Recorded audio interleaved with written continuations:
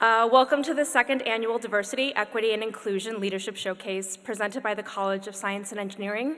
We are excited to have the opportunity to host all of you for this college staple event. Afternoon, everyone. My name is Ben Koch, and I am the CSE Associate Director of Student Engagement and Diversity, Equity, and Inclusion. And Sam and I will be your MCs this afternoon as we recognize some outstanding students engaging and contributing to work in diversity, equity, and inclusion in the University of Minnesota, and specifically within the College of Science and Engineering. This leadership showcase will highlight DEI-focused contributions in the area of student advocacy, volunteer work, and engagement that have had a positive impact on the college, the university, and our Twin Cities communities. As we begin, I'd like to share with you our official land acknowledgement and what it means to me as a staff member of the College of Science and Engineering.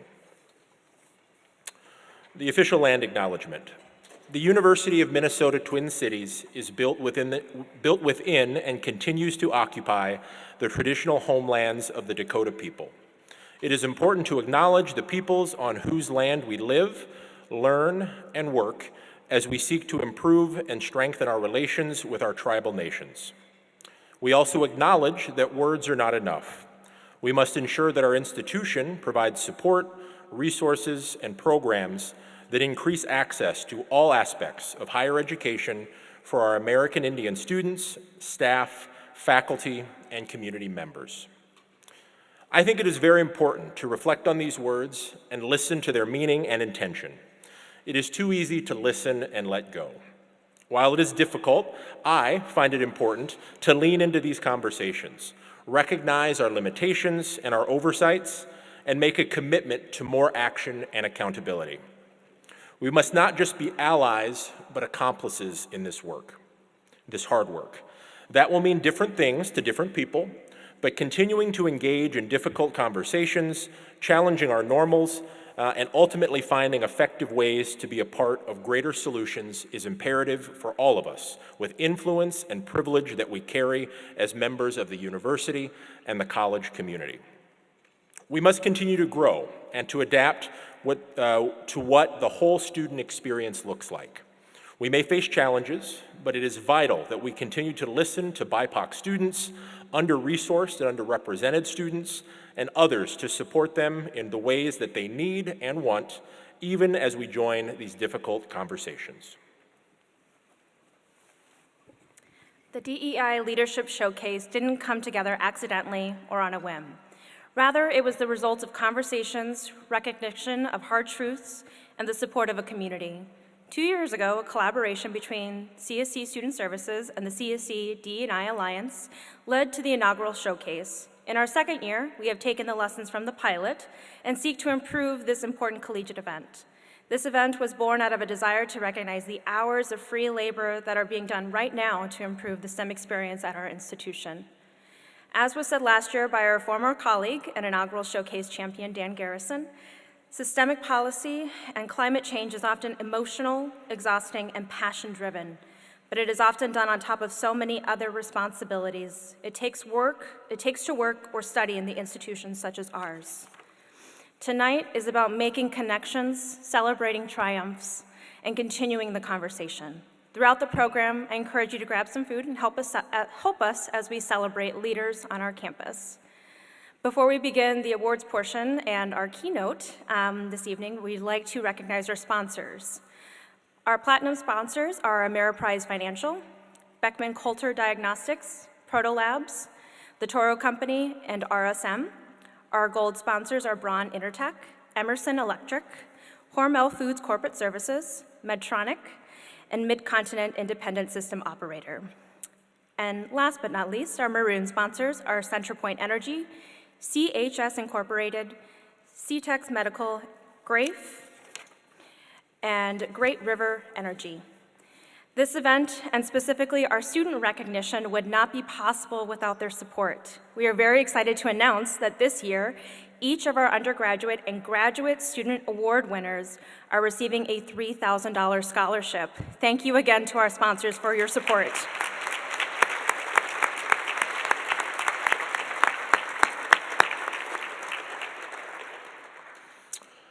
And with that, we'd like to introduce our speaker for this afternoon. Farzad Shajati is the Director for STEM Education at the Science Museum of Minnesota in St. Paul. Farzad has been an educator for more than 20 years in both formal and informal learning spaces. He holds bachelor's and master's degrees in physics from the University of Minnesota, where he was a teaching assistant starting as an undergraduate. Volunteering and then working as an educator at the Como Park Zoo and Conservatory helped steer him towards informal learning. Since joining the Science Museum, he has led groups of educators working with schools across the state of Minnesota. This work has been in partnership with groups such as Twin Cities Public Television, the Museum of Science in Boston, the Mississippi Park Connection, the National Park Service, and the National STEM Gaming Network. Please give a warm welcome to Farzad Shajati.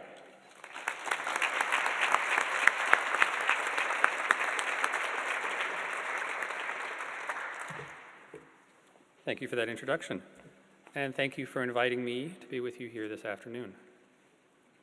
20 years ago, when I was a student here, there was great work being done in diversity, inclusion, and equity, but there wasn't a forum like this to celebrate it or acknowledge it.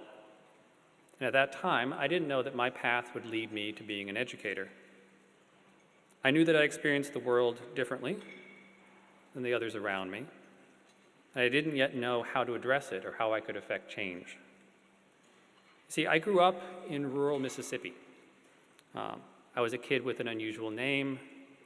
I didn't go to church. I had divorced parents. I was perhaps a bit too good at math. I stood out, but I found my way over time. That was not the case for all of my friends. I got to see firsthand how race, ethnicity, and mental health create walls between us that it's hard for a teenager to climb. Now, I was in a very small town with a very small school, so my high school graduating class had less than 100 kids.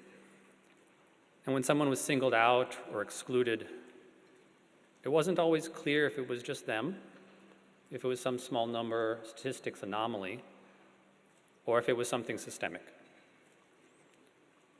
So if I was in my chemistry class and there were no white kids, that could just be random chance. Or it could be that that was a black teacher, one of the few black teachers in that school. Now, as a teenager growing up there, I thought this was a very uniquely Southern problem and that I could escape it if I came north to Minnesota. But when I got here to the U of M, I began to understand the truly terrifying scope of systemic inequity and the many flavors that it comes in. My classes here were so much larger, I could see trends more easily. In physics is where I saw the first one. Physics was my major, the thing I loved the most. But it was mostly guys. Everyone had to take physics at that time. I assume it's the same now. But hardly anyone that was majoring in it wasn't male or male identifying. My minor was mathematics, and the story there wasn't much different either. But if I looked across the university to biology, to ecology, if I looked outside the sciences, the story was different. Now, as a junior here, I began working as a teaching assistant in those introductory courses. And because it was required, we offered a lot of different styles. We had 1001, 1101, 1201, 1301. We have a lot of physics. And they needed a lot of TAs, and that worked out for me.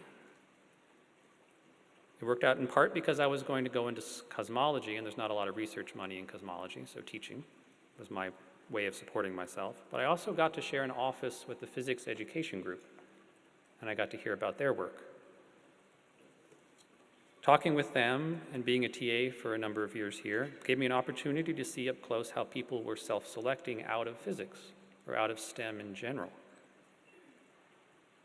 And over my time, I interacted with thousands of students, running labs and discussion groups, office hours. And I was working with people who would be doctors and lawyers, artists and architects. These were all brilliant people, but a lot of them just thought physics was scary. It wasn't just that they loved medicine more than physics, it was that they dreaded physics. And they waited until their senior year sometimes to take it because they didn't want it on their application to med school. Now, physics was my passion, so this was heartbreaking for me. And I wanted to be a college professor, but I couldn't see how going into that profession would allow me to make any change. These people, these are adults. They've made up their mind, they know what they want. There was some formative experience that a college professor couldn't alter that was closing a door to them, closing a potential for where they could go. So as I was growing more disillusioned with becoming a professor, I took some detours and I left grad school. Just as a part of me thought that Mississippi culture could be escaped by moving, I thought part of this academic culture I was experiencing could be escaped if I went into business. I think you know where this is going. Also, as many of you know, TA work isn't very lucrative, so going into business had other appeals.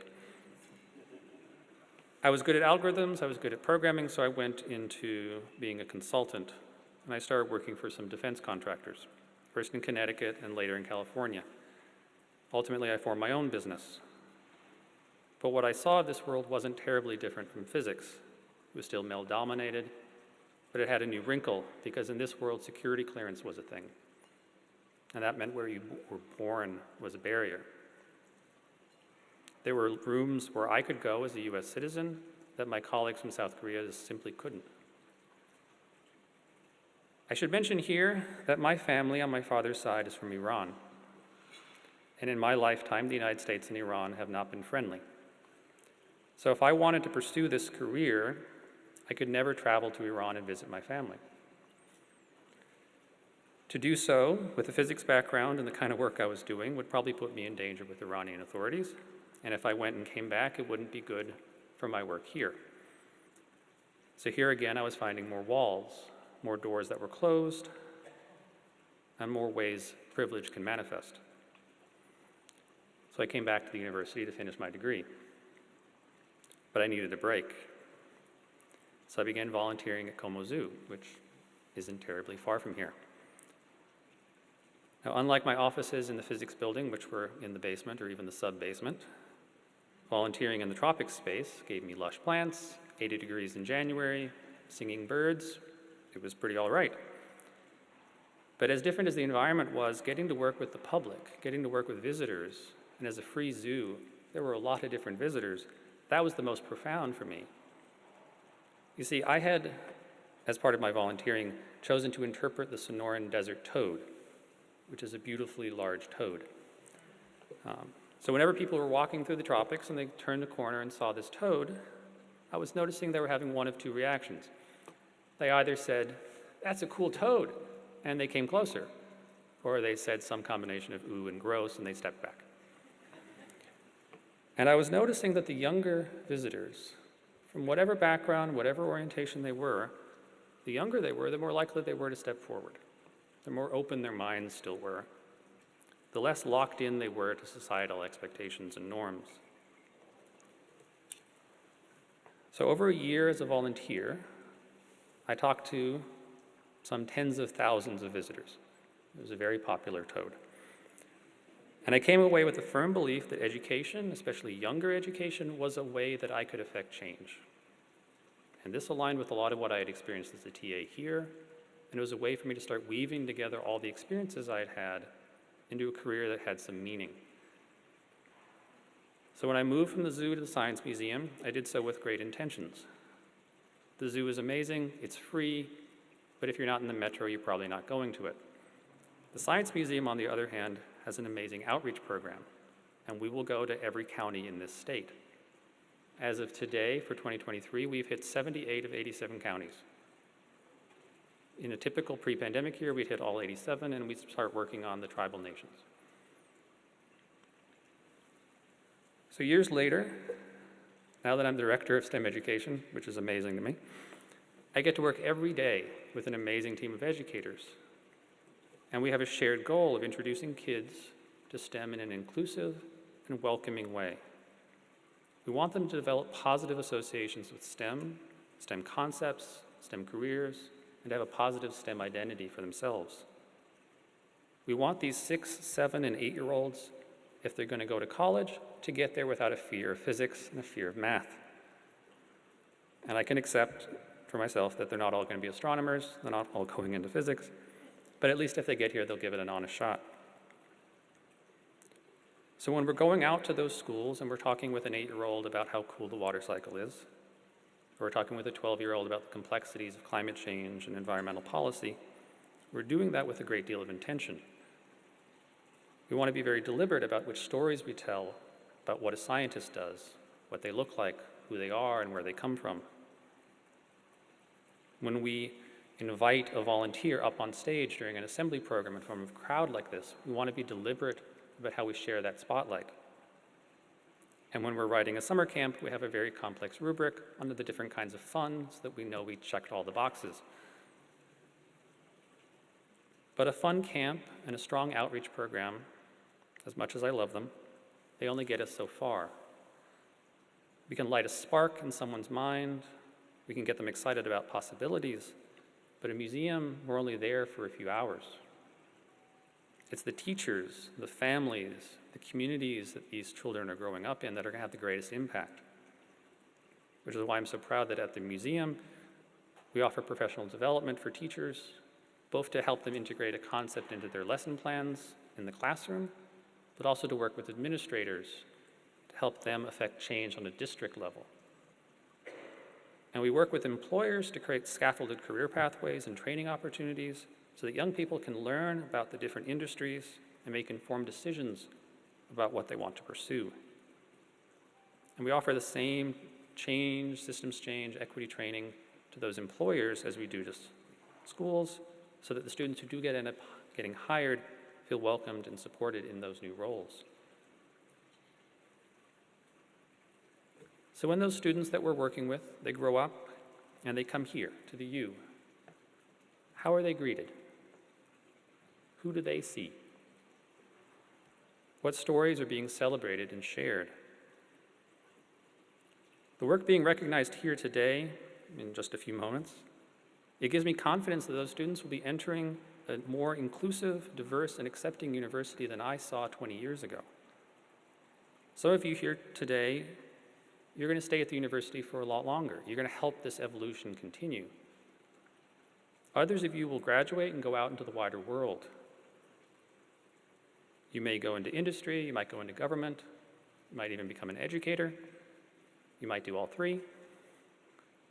But wherever you go, the work needs to be done to dismantle harmful systems. We know that. When I was a student here 20 years ago, there wasn't an event like this, but there were people doing this work. There were people doing the research, there were people doing the organizing. There were leaders in DEI then as there are now. These events, these opportunities to celebrate the work are rare, surprisingly rare, and they are meaningful. These are moments when we get to share our stories, learn about the paths that others have taken, and start to see how everything fits together. I took a very meandering path to find myself as an educator and to find a place where I can work in community with others to affect change. I hope the paths that you took to get here were a little clearer than mine, and I hope the paths of the generations after us are clearer still. Thank you.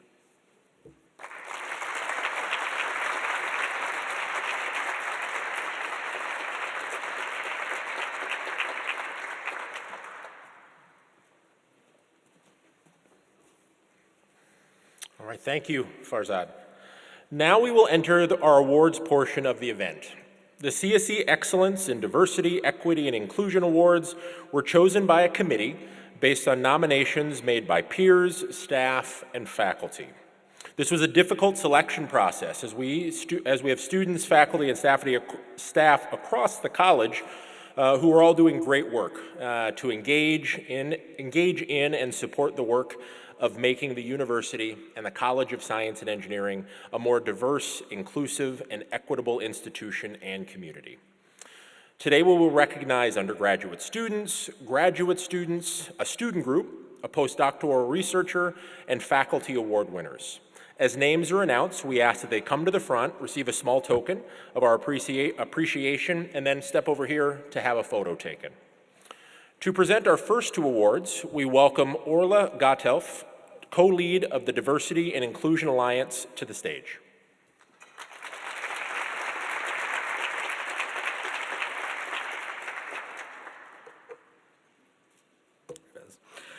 Our first award honors a postdoctoral researcher leading in DEI. This year's recipient of the Staff or Postdoc Achievement Award is a founding member of the Computer Science and Engineering Department's CSID IDEA Committee and has consistent dedication leading to policy change, new resources for student and faculty training in the CSC department, including introducing D&I moments to faculty meetings. They have been a part of the CSC D&I Alliance lead team since 2022, where they lead the Student Committee Action Team and have worked on a reporting system for the college that handles macro and microaggressions. Our winner of the Staff or Postdoc Achievement Award is Aman Ramadan.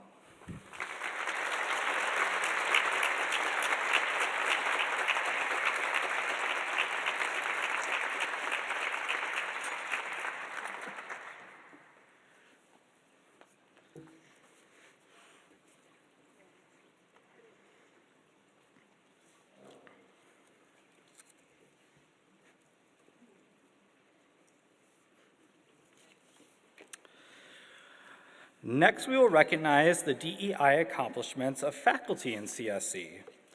This year's Faculty Award winner is a pair of recipients. These two faculty members have been advocates for change in the college both independently and together during their tenures. Both faculty members have a wide reach of DEI work they do, but for this award, the nominator wanted to specifically highlight how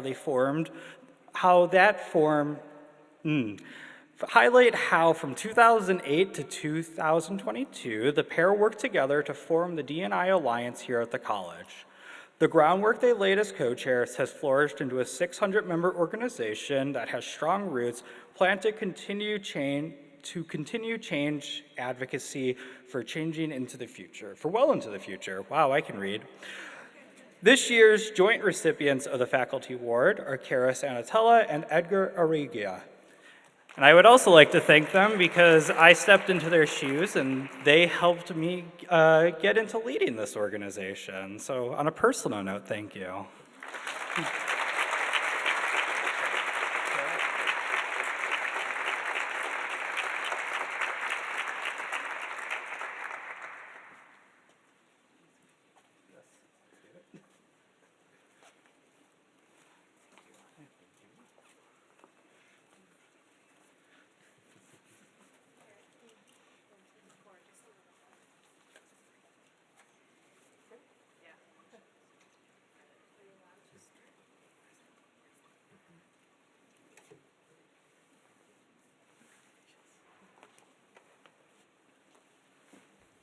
Thank you.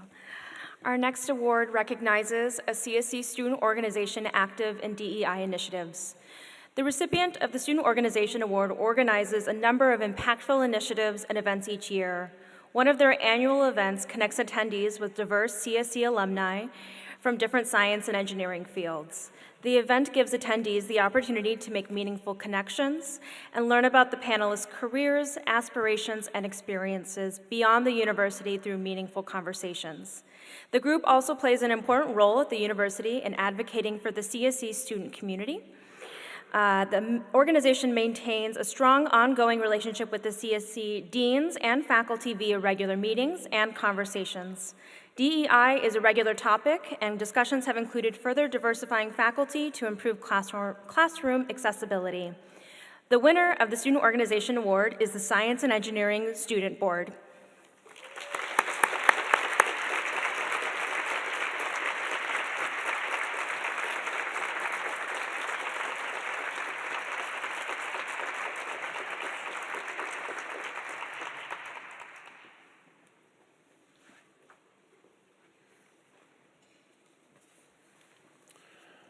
Our next award honors graduate students' contributions to DEI. The first recipient of the Graduate Student Award is recognized for their dedication and thoughtfulness in leadership and service. This person led the design of their department climate survey and listening sessions to set DEI tasks for multiple years. They reviewed and improved how peer discussions have been conducted and found ways to handle data and protect confidentiality and boost engagement. They have always encouraged participation and kept the department moving forward towards clear action items, transparency, and accountability. The first winner of the Graduate Student Award is Spencer Bingham.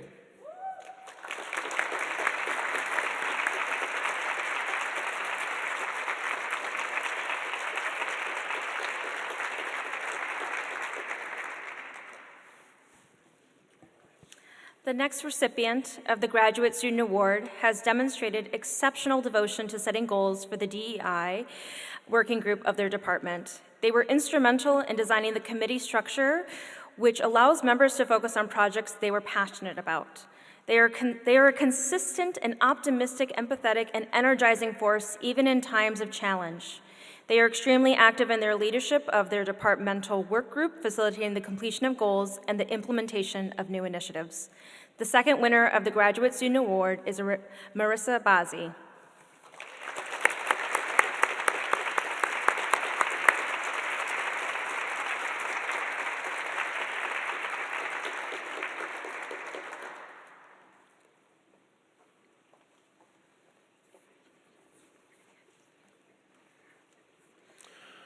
Our final category honors undergraduate students active in DEI in the College of Science and Engineering.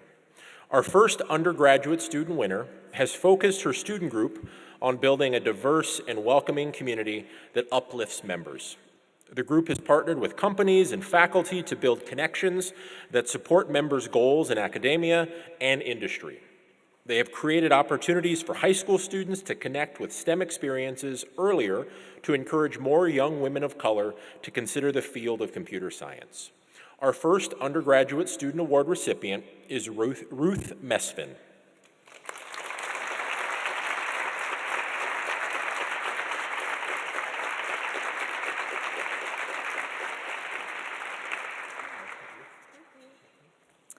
The next undergraduate student to be recognized has faced many challenges since beginning their education at the university. Through their perseverance, they have become an advocate for other underrepresented students. They have used their positions of influence to facilitate discussions among their peers, build community for fellow students, and connect younger students to appropriate resources and support.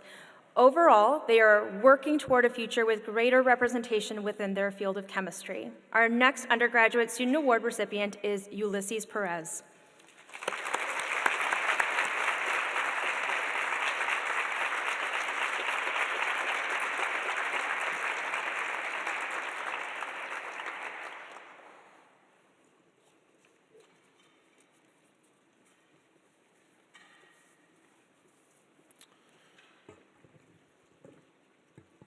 Our next honoree is nominated for their work supporting students identifying as part of the LGBTQ+ community.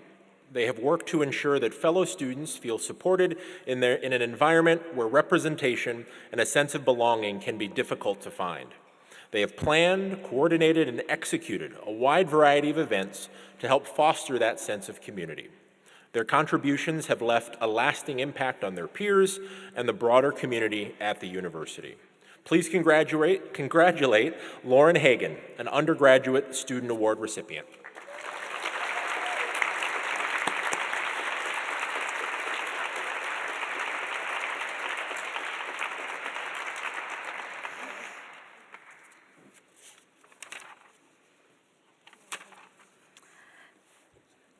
So this one, we will be recognizing 3 students together. The next recipients are being recognized together, although they have accomplished a tremendous amount individually. As individuals, they are notable women in the college who lead in their field and give back to the overall CSE community. They are presidents and accomplished engineers and strong advocates for women in engineering. As collaborators, they organize an influential event to break down the stigma surrounding the less glamorous side of engineering, machining, and manufacturing. Their event, Women in Machining, offered those who may be intimidated by the machine shop an opportunity to have a hands-on experience that is valuable to their academic and professional experience. We are thrilled to recognize Moira Miller, Sophia Clark, and Elizabeth Hawkinson.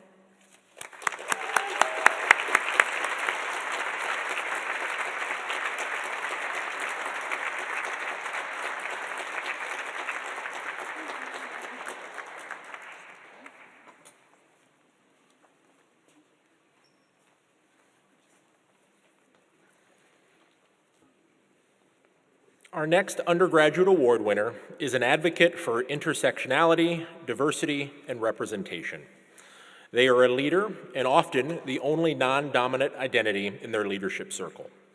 Seeing this as an opportunity, they recruited diverse leadership and now see a majority representation of underrepresented identities. They facilitate conversations with diverse faculty, engineers, and other professionals to offer their group examples of representation and mentorship from those that share an underrepresented background. The next undergraduate student award goes to Manali Ganguly.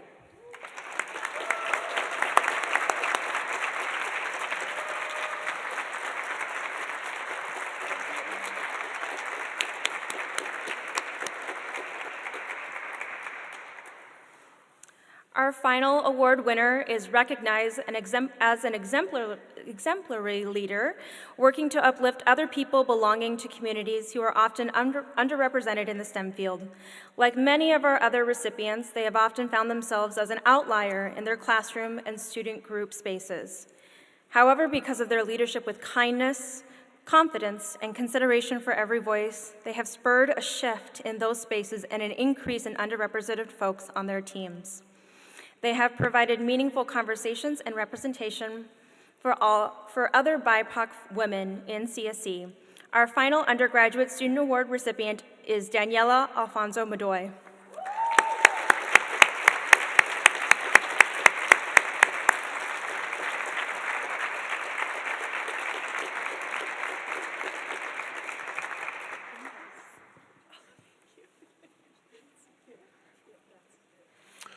And believe it or not, that concludes our event today. Congratulations again to all of our award winners and the finalists. We thank you all for attending and for your continued work and effort contributing to diversity, equity, and inclusion within the College of Science and Engineering and the university. Thank you again to our sponsors for their support of this event, our students, and the efforts on campus. I'd like to remind or ask our award winners if you wouldn't mind stopping back at the photo booth later to grab a quick photo together. That would be amazing. Please complete the event feedback form before you leave. We should have a QR code there on the screen, and have a wonderful rest of your evening. Thank you again so much.